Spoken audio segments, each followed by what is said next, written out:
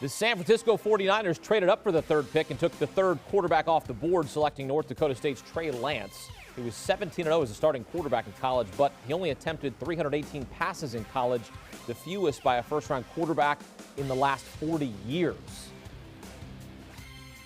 Welcome to CBS Sports Draft analyst Ryan Wilson and former Louisiana running back and Sportsline expert Emery Hunt, who join us from Cleveland. Going to run down the NFC West, hand out grades to each team, starting with the 49ers. Ryan, what do you think about what San Francisco did in this draft? Did they set themselves up to succeed? I love Trey Lance, Hakeem, but the question becomes, and we've been talking about it all weekend, is trading up for any of these quarterbacks worth the 3 first-round picks that the 49ers gave up to get them? Kyle Shanahan and John Lynch certainly think so, and we'll find out together if anyone can do it with a young, inexperienced quarterback with very few, not much in the way of experience at the college level. It'll be Kyle Shanahan. So Trey Lance went first, the number 3 overall. Then they got Aaron Banks, so you might as well protect Trey Lance in that running game with one of the nastiest interior offensive linemen in this class, Aaron Banks out of Notre Dame. And finally, they helped him in the backfield with running back Trey Sermon, who played at Oklahoma, transferred to Ohio State, had a really good season, runs hard. And again, if you're going to a Kyle Shanahan system as a running back, you're probably going to have a lot of success. So I gave him a B+ all told. It all comes down to the end of the day, Emery, whether Trey Lance is that guy or not, given all they gave up for him. You know, let's talk about 6th-round pick 194. Elijah Mitchell from Louisiana, outstanding tailback, but they paired him up with Trey Sermon. And the reason why I like the fit for both guys is that they have the vision and footwork to thrive in that outside zone offense. So these were 2 excellent picks by Kyle Shanahan and what he was able to do with that run game. But you talked about Aaron Banks, Ryan, number 1 guard in my book, and this is a guy that does a great job on both ends. You watch him just vacate space consistently in the run game. You see him not get moved or walk back into the backfield in the passing game. So Trey Lance will not only have the ability to run the football, but also have the ability to sit back there in the pocket and throw the football very well. And when you have a guy that has mobility like Trey Lance, it aids your run game. So whether it's Trey Sermon or Elijah Mitchell, whoever's going to be in the backfield will have the benefit of having an easier box to run against, because the backside defender has to stay at home because Trey Lance gets out the door and it's all she wrote, because he's a tremendous runner as well. So love what they were able to do all throughout the draft. They got better and got significantly better and more competitive in the NFC West. Cardinals went 8-8 last season, took linebacker Zaven Collins out of Tulsa with the 16th overall pick, then snagged Purdue receiver Rondale Moore in the 2nd round. Certainly has some big play potential, followed by the player who threw a shoe last season, Florida DB Marco Wilson. Ryan, what grade are you giving the Cardinals in this draft? I gave him a B, Hakeem, and you mentioned Zaven Collins up at the top. I love his game. He was up to 270 in recent weeks, so we'll see where they play him. That'll be interesting, but he was off ball. He can line up anywhere in that defense. He's not an edge rusher by trade, but if that's where you want to play him, he has the athleticism to do that. So I like the fact that they're getting better on defense. You also mentioned Rondale Moore. Here's where I had the question. I love everything about Rondale Moore's game. 4'2", 940, 42-inch vertical, but he's only 5'7", and that sounds a lot like some guy named Andy Isabella, who you drafted in the 2nd round 2 years ago. So are you giving up on him? Are you going to have those guys on the field at the same time? That'll be something to look out for. And the final name I'll mention is Marco Wilson, who you alluded to, Hakeem. Incredible athlete.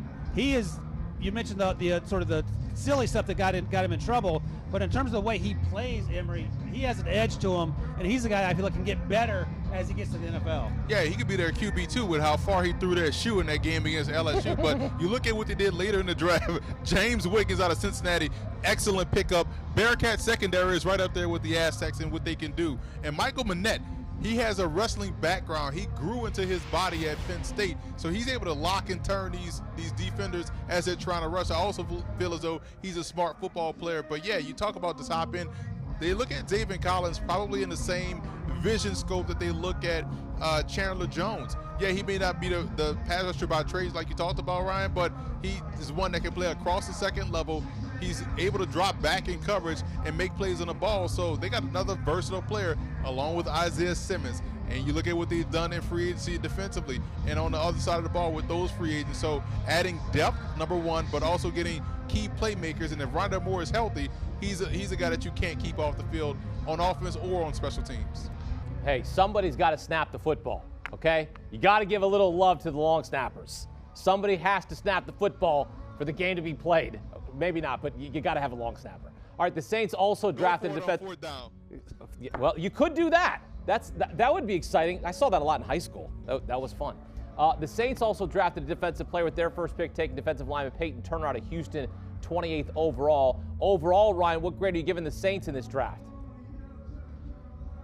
You know, Keem, I didn't love what they did. I gave them a C. I like Peyton Turner a lot, and I have no issue with him going to the bottom of round 1. I know our buddy Pete Prisco was concerned about the idea that they have Marcus Davenport there. They have Cam Jordan there, but you can never have enough edge rushers, even if you overdraft them slightly. I was starting to get concerned when Pete Werner went off the board in round 2. I like Pete Werner. I think he's a good situational player. I don't know if I would take him this high, especially with his teammate Baron Browning, who's slightly undersized compared to Werner, but certainly more athletic. Paulson Adebo, I think that's a solid pick. They need help in the secondary. He opted out this year, a really good player. But then we come back to Ian Book, where again I had questions. You have Jameis Winston. You have the other quarterback there, Taysom Hill. Taysom Hill, thank you. And I don't know where Ian Book fits when you don't have very many draft picks and you have a ton of needs. I'm sure Sean Payton will make it work, so maybe it doesn't matter at the end of the day. But right now, the knee-jerk reaction based on what we've seen over these 3 days, I gave him a C. I told my ACL with a knee-jerk reaction watching the Saints pass on a cornerback in favor of defensive end Peyton Turner. Now, Peyton Turner I like because he was my number 2 defensive end as a 4-3 defensive end. And I like Paulson Adebo because he can play with the ball. He can pressure the ball. He can turn the ball over. I do like Kawan Baker, who is outstanding. Underrated player that can do a lot of different things, and he's your day one gunner. He has explosive speed. He can play in the backfield. He can play in the slot. He can play on the outside. So I love that. And Ian Book is a really good player because they do need a QB2 behind quarterback Jameis Winston. What I don't like is Pete Werner and not addressing the secondary. They need someone to start opposite of Marshawn Lattimore. They did bring in Paulson Adebo, but you also could have doubled down on that position because there's no depth as well behind Adebo now and Marshawn Lattimore. So they still have a lot more work to do in the secondary. So that's why I gave them a B-. All right. Russell Wilson wanted the Seahawks to get him some O-line help. Seattle didn't take an offensive lineman until their 3rd and final pick, taking Stone Forsythe out of Florida in the 6th round. Perhaps some value. Some mock draft experts had him going a little bit higher. Ryan, what grade are you giving the Seahawks?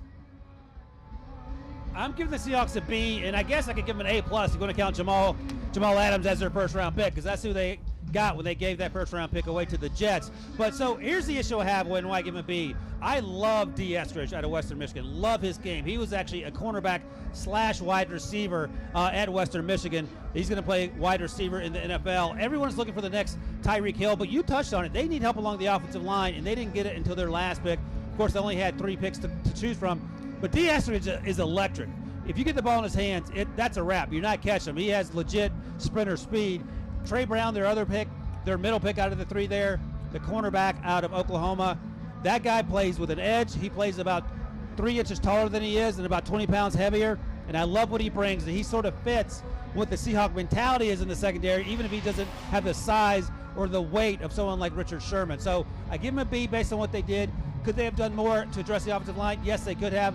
But you mentioned, Akeem, they got Stone Forsythe with their last pick there. And I think he has a chance to be pretty good, Emery. Yeah, he's going to be really good, and I like him. That's the one pick I like for the Seattle Seahawks because when you think about those overalls that they run with their receivers, imagine chasing him one way, and then you have Tyler Lockett going the opposite way. He's going to tire out the secondary, and I did a couple of games with Dwayne Eskridge when they called the mom of the game, and he was at cornerback at the time, but you saw the speed, you saw the acceleration, but I gave him a C+ because they only had 3 picks, and they just didn't have the volume to really go out and attack. You thought their first pick was going to be offensive line, yet they chose a playmaker on the offense, so you don't know if that was to appease Russell Wilson, but that's an area at receiver that I thought they could have waited to maybe the undrafted to find someone. There's some big targets that are undrafted, but they didn't get the offensive line help that we expected them to get for Russell Wilson, and that's why I gave them a C+.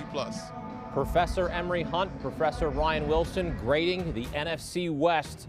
And the Rams are the favorites to win the division. Not by much, but San Francisco right there behind them at plus 200. 3 double-digit win totals for the NFC West. 10.5 for the Rams, 10 for San Francisco, and 10 for Seattle.